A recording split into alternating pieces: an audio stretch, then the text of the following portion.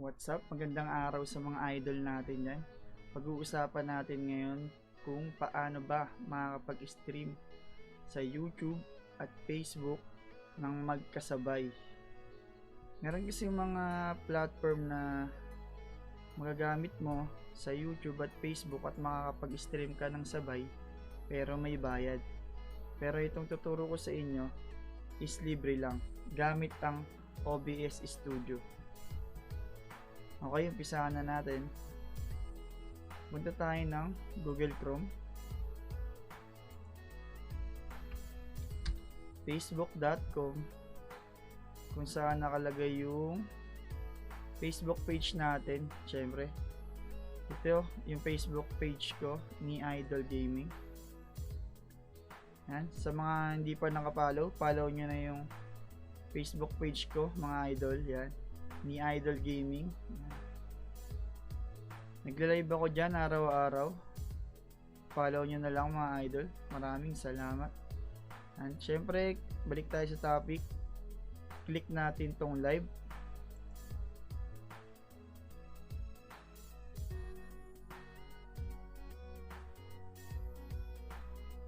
Dito sa setup option, syempre, lagi lang natin i-click itong use a persistent stream key. Yan. Copy nyo lang itong stream key. Nakalagay dito. Yan, stream key. Copy. Open natin OBS Studio. Punta tayo sa settings. Click natin yung stream. Sa service, kung anong gagamitin natin. Facebook Live. Paste lang natin dito yung Facebook page natin.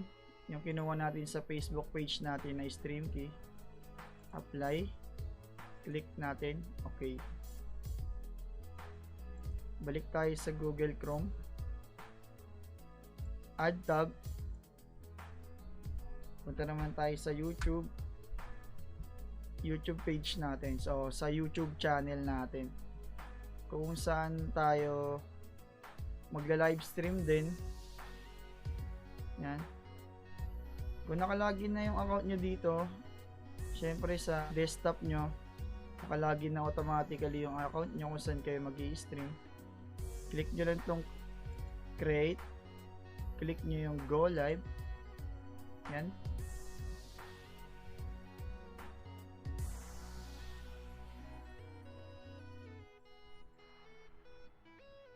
Yan, medyo lag lang yung internet natin. Medyo mabagal lang. Dito sa edit stream, yan. Lalabas dyan yung title kung ano gusto mo. Yan ang nakalagay sa akin. Ni Idol Gaming Livestream. Public. Yan, naka-public na siya. A description. Yan, halimbawa, lalagay natin. Follow and subscribe to my Facebook and YouTube channel. Yan. Yes nyo kung ginawa to para sa mga bata. Kung di naman, click nyo lang yung no. Yan, kagaya sa akin. Save nyo lang. Click nyo yung stream settings. Yan, nakaklik na. Itong stream URL, yan. Ito yung kukopy natin unang-una. Yan.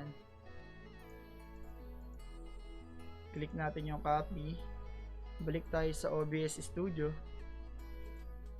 Settings. Kanina, kung sa Facebook, nandito tayo sa stream. Sa YouTube naman, dito tayo sa output. Sa output mode, click lang natin yung advance. Recording.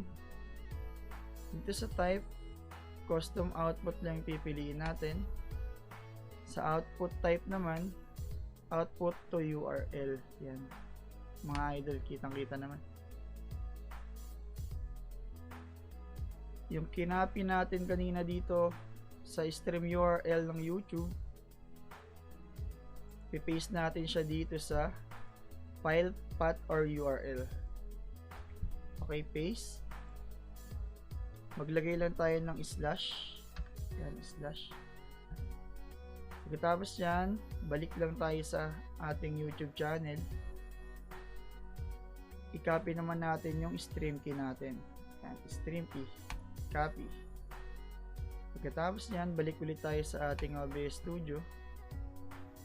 At i-paste natin dito ulit sa katabi nung kanina. Inilagyan natin ng slash. Yan. Nakapin na natin yung stream key natin.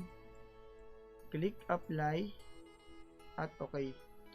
Yung tungkol dito naman sa bitrate, pwede nyo lagayan depende sa bilis ng upload speed ng internet connection nyo. Yung sa akin kasi 4,000 Mbps ay 4,000 Mbps 4 Mbps lang nilagay ko. Yan lang ang kayang ibato na internet ko kay YouTube. Syempre, click lang natin yung apply, click okay. Yan. Para malaman natin gumagana na, click natin itong start recording. Yung start recording, yan yung ating YouTube live stream. Ayun na mga idol, naka-live na ako sa YouTube channel ko. Yan, naglo-loading lang saglit. Okay na, ayun na, naka-live na tayo dyan. At para makapag-live ka naman sa ating Facebook page, click lang natin tong start streaming. Yan, click lang natin yan. Alright, punta naman tayo sa ating Facebook page. Makikita natin dito connecting live video. Yan, lalakyan ko para mas makita natin. Yan, naka-live na rin tayo sa ating Facebook page. Syempre lalagyan na lang natin ng title, say something, gaming ba yan o hindi, kung anong nilalaro nyong laro, thumbnail, yan, click nyo lang yung go live. Okay na yan. Okay, sana mga idol may natutunan kayo.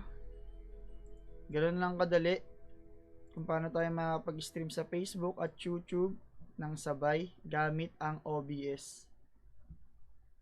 Yan. At kung may mga katanungan ka pa, pwede ka mag-comment down below sa ating comment section. At kung natulungan kita, pwede ka mag-subscribe, like, at pindutin ng notification bell para mas updated ka pa sa ating mga bagong video. Yun lang. Peace. GG.